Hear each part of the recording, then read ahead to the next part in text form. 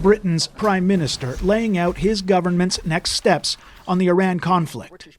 I can announce today that we're sending 4 additional Typhoon jets to join our squadron in Qatar, to strengthen our defensive operations in Qatar and across the region.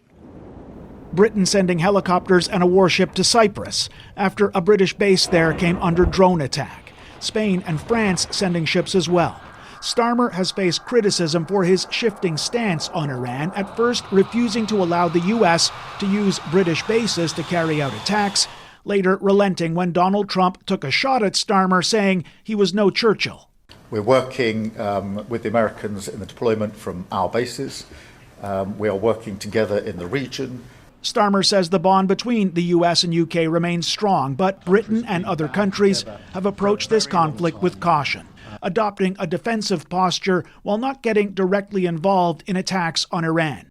Prime Minister Mark Carney, traveling in Australia this week, has tempered his initial support for the operation, saying he takes that position with regret, warning as well of hypothetical scenarios in which Canada is drawn into the conflict. One can never categorically rule out participation. We will stand by our allies.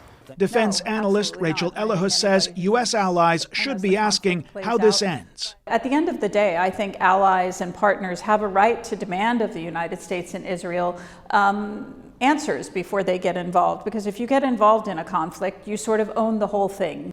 Some countries may worry asking too many questions could set off Donald Trump, like when he threatened Spain with a trade embargo for opposing his attacks on Iran.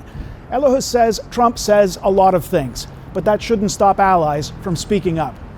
Tom Perry, CBC News, London.